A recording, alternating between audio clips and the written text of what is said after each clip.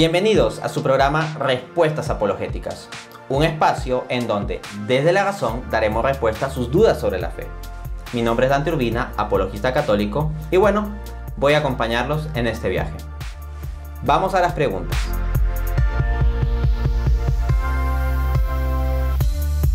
Existen múltiples malentendidos con respecto a la doctrina católica del purgatorio. De este modo, varias personas que atacan la doctrina del purgatorio terminan atacando no lo que la doctrina católica dice, sino en realidad hombres de paja, es decir, construcciones falsas sobre lo que la Iglesia Católica realmente dice. Entonces, vamos aquí a demarcar muy bien lo que establece la doctrina católica. El purgatorio no constituye una segunda oportunidad para la salvación. El purgatorio es una instancia de purificación luego de la muerte, post-mortem, para que las personas que ya son salvadas, los que son salvos, puedan terminar de purificarse para llegar plenamente así puros al cielo, al cual no debe entrar nada impuro. Tomemos una analogía para entender esta noción. Pensemos en el caso de una boda. Entonces, consideremos a la novia. La novia que va a asistir a una boda como novia, no asiste de la nada. Ya hay un compromiso pactado de boda para que se celebre el sacramento del matrimonio. Ahora bien, el mero hecho de que haya el compromiso pactado bajo el orden normal y razonable de las cosas no es de por sí condición suficiente para que automáticamente, sin más, se celebre el matrimonio, ¿no? Porque la novia busca ir con un vestido especial, un vestido blanco, sin mancha. Y ella procura ir muy limpia, muy perfumada, muy arreglada. Presentarse perfecta. Entonces, como digo, hay un compromiso ya establecido de matrimonio. Está comprometida. Puede decirse que tiene un anillo de compromiso. Pero eso no quita el hecho de que requiera ella limpiarse, purificarse, arreglarse, quitarse las imperfecciones en todo lo posible para presentarse así ante el altar. Entonces, cuando uno muere, de acuerdo a la concepción católica en que se distingue entre pecado mortal y pecado venial, es posible que uno tenga ciertas manchas de pecado no mortal, o sea, de pecado venial en sí, y nada impuro puede entrar al cielo. En consecuencia, tiene que haber algún tipo de instancia en la cual uno pueda purificarse. Entonces, si uno muere con tal tipo de manchas de pecado, se requiere de una instancia como el purgatorio para que purificado pueda entrar al cielo. Indicado esto, entonces el purgatorio no es una segunda oportunidad para la salvación. El Catecismo de la Iglesia Católica, numeral 1030, dice: los que mueren en la gracia y en la amistad de Dios, pero imperfectamente purificados, aunque están seguros de su eterna salvación, sufren después de su muerte una purificación, a fin de obtener la santidad necesaria para entrar en la alegría del cielo. Queda muy claro esto entonces.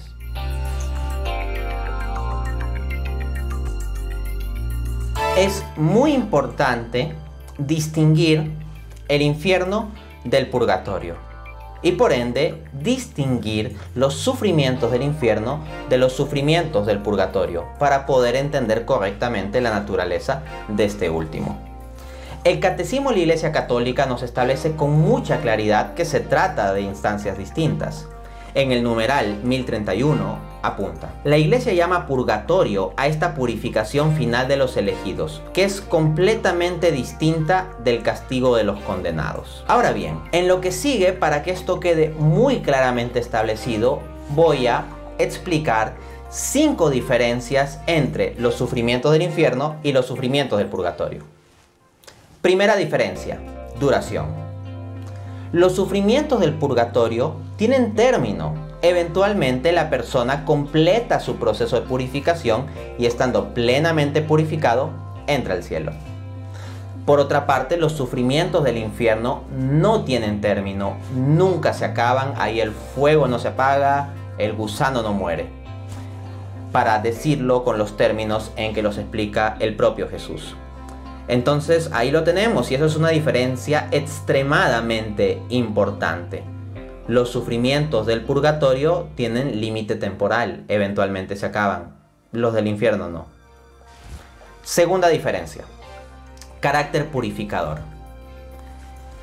En el purgatorio, conforme a lo que explica la doctrina católica, tenemos una purificación hacia la persona que se encuentra en tal estado. En cambio, en el infierno no es que los sufrimientos del infierno purifiquen a los condenados de tal modo que se van acercando cada vez más y más a la perfecta santidad a medida que más tiempo pasan en el infierno. No, esto no es así. El fuego del infierno tiene un carácter punitivo, de castigo, y únicamente incluye esa dimensión, no tiene un carácter purificador. En cambio, el fuego del purgatorio, si bien implica una dimensión de satisfacción, tiene este carácter purificador, va santificando el alma. Cabe anotar que cuando se habla de fuego del purgatorio, esto es una forma de hablar. No es doctrina católica definida si es que el fuego del purgatorio tiene que entenderse en un sentido material o no. En esto un católico puede tener apertura de perspectiva. No es algo definido dogmáticamente. O en todo caso, cuando hablamos de un fuego del purgatorio, o sea, lo que está abierto a dilucidación teológica, es la naturaleza exacta de ese fuego del purgatorio. Ahí pueden mantenerse distintas visiones. Tercera diferencia, seguridad de la salvación. La persona que está en el purgatorio tiene la plena seguridad de que está salvado. Sabe, claro está, que tiene que purificarse y muchas veces ese proceso es doloroso. Cuando uno tiene suciedad muy pegada al cuerpo, en ocasiones tiene que restregar y restregar al bañarse bien y eso puede ser doloroso. Ok, pero la persona sabe que está salvado. O sea, tiene absoluta seguridad del carácter de su salvación. En cambio, la persona que está en el infierno, de lo que tiene seguridad es que no es salvo. De lo que puede tener seguridad es que no va a salir de ahí. Puede tener seguridad de que está condenado. Entonces, obviamente, son sufrimientos muy distintos a ese respecto también. En cuarto lugar, el consuelo de la Virgen María. En la tradición espiritual católica se establece que la Virgen María de algún modo puede consolar a las almas del purgatorio. Pero esto no ocurre con los condenados que se han puesto fuera del marco de la comunión de los santos. Quinto y último, las personas que van al purgatorio son ayudados por las oraciones de los miembros de la iglesia. Pueden ser ayudados por las oraciones para que ese sufrimiento sea más corto, por decirlo así, para que más prontamente, de forma más expedita, se ejecute ese proceso de purificación. En cambio, en el caso de las almas condenadas, pues las oraciones no les benefician. Los que están condenados están lamentablemente en una situación tal que ya no son alcanzados por la ayuda de las oraciones.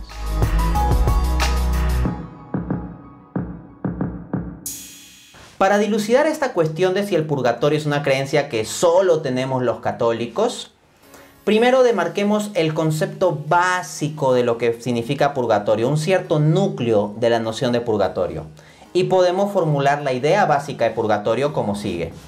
Instancia de purificación por la que pasarán algunos salvos luego de la muerte.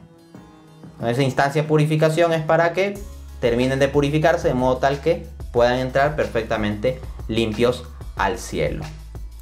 Pues bien, Se puede pensar que esta es una creencia exclusiva de los católicos, pero eso no es así. De hecho, en la Iglesia Ortodoxa Oriental, a lo largo de la historia, han habido diversos teólogos, pensadores y maestros espirituales que han mantenido la noción de purgatorio o ideas muy cercanas a la visión católica sobre el purgatorio. Ciertamente, dentro de la Iglesia Ortodoxa también hay quienes discrepan de esto, pero lo que hay que apuntar es que también entre los ortodoxos hay los que afirman la doctrina católica del purgatorio, aun cuando no siempre utilicen la misma terminología, o al menos afirman versiones de purgatorio que son muy parecidas a la versión católica. Así, por ejemplo, tenemos que en el Sínodo de Jerusalén, que fue un concilio de la Iglesia Ortodoxa, un concilio muy importante, en la Confesión de Diositeo del año 1672, en el decreto 18, dice lo siguiente: las almas de los que cometieron pecados mortales, pero no partieron en desesperación, sino que mientras vivían aún en el cuerpo, aunque sin producir fruto de arrepentimiento, se arrepintieron, derramando lágrimas, arrodillándose mientras velaban en oración, afligiéndose ellos mismos, socorriendo a los pobres y finalmente demostrando con sus obras su amor a Dios y al prójimo, lo que la Iglesia Universal desde el principio ha llamado justamente satisfacción, tales almas parten al Hades y allí soportan el castigo debido a los pecados que han cometido, pero son conscientes de su futura liberación de allí y son librados por la bondad suprema a partir de las oraciones de los sacerdotes y de las buenas obras de los familiares que cada uno hacen por sus difuntos, especialmente el sacrificio incruento, y que la Iglesia Universal y Apostólica ofrece diariamente para todos por igual. Sabemos y creemos que hay liberación para los tales de su terrible condición, y eso antes de la resurrección y el juicio comunes, pero el cuándo no lo sabemos. Aquí hay que aclarar algunas cuestiones para que se entienda bien toda esta cita con la terminología.